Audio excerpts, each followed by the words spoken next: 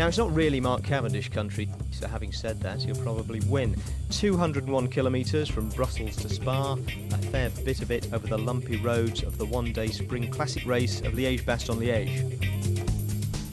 Now, there are two climbs in particular that should thin the field out before the end. The Col du Stockeur, and with a summit just 12 kilometres from the finish line, the Col du Rosier. Here you can see now Sylvain Chavanel is the leader on the road ahead of Jürgen Roelandts. In third position on the road is Maxime Montfort of HTC Columbia. He has caught, in fact, and been joined by Jérôme Pinault. So those two riders are third and fourth, and then a little bit further back is the main field.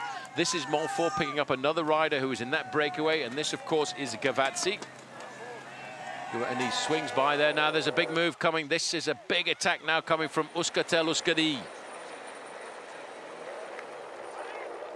That looks like, is that Giroud who's just gone, Paul? Well It looks spotted. like him. This kid has got so much aggression in his legs, and any opportunity he can, he'll go out on the attack. Sorry, it's getting a little bit dark, but the weather conditions are not great out here in Belgium this afternoon. But it is Ahmet Chiruka trying to get himself off the front, and it's still burying himself on the front end of the main field. Big old Jens Voigt. Well, it's an interesting move by Chiruka. In his first Tour de France, we'd never heard of him. He finished up as the most aggressive rider of the Tour de France that year, and clearly is a class act for the future. And now he's trying to reach these boys because he is a candidate to win this if he gets clear of the field. Well, they've all got to do something very special to pull this man, Sylvain Chavanel, back into the fold. He's not a great descender, so he will lose a couple of points on the descent. Well, as we start the descent here now, no risk being taken too much. There's still one more climb to come, don't forget. So this is the main field. Just looking down there, it looks to me as if possibly the only casualty for that climb, in fact, was Mark Cavendish, because a lot of the other sprinters have started the climb at the top end of it, and they may well have survived on a day like this. But it's the descent field, this very tricky, dangerous descent down into the town of Stavelot, that could create the damage in the main field. Well, the result as we saw there, and I didn't see Roelandts go over in second place, but he obviously has done. The Maxime Montfort third, trying to reach now as Chavanel, the lone leader here. It would make a strong breakaway at this stage of the race because we're running out of time, just on 31 kilometres left to go. Oh, that was a nasty crash. One of the motorbikes has gone down there, and it looks as if that was, that's Gavazzi going down, yeah. He, in fact, Gavazzi and the motorbike crashed. had no choice there. There's not much he can do about it.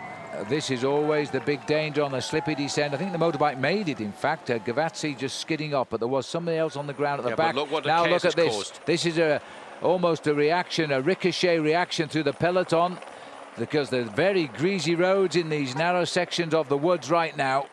There's a rider there from BMC. This is I told you there was going to be chaos on this descent, and there certainly is chaos as everybody tries to figure out, do they have a teammate involved? Has anybody gone down? There's an Astana rider over on the left-hand side.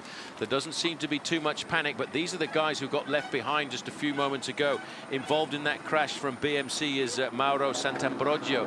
Over to the left-hand side, total chaos here, and that was all because of one slight crash, and then all of a sudden, guys panic. They put the brakes on a little bit too hard on the wet, and all of a sudden, oh, Andy Schleck. Andy Schleck is stood at the side of the road there, and that is a bit of a disaster for Team Saxo Bank.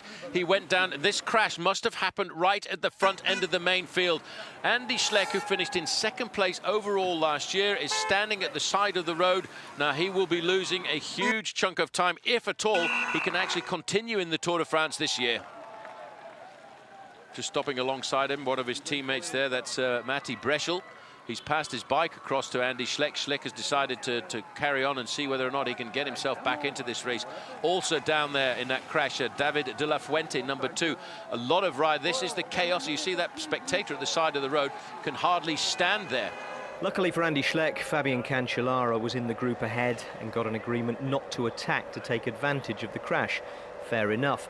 But after Sylvain Chavanel took a well-deserved solo win from the day's break, Cancellara and Saxo Bank then decreed that there should be no sprint and no sprinting points awarded in the main field, which went down less than well with the likes of Thor Hushovd. Andy Schleck survived to start the next day. Garmin's Christian van der Velde didn't. Off to hospital and out of the race, the first team leader to fall.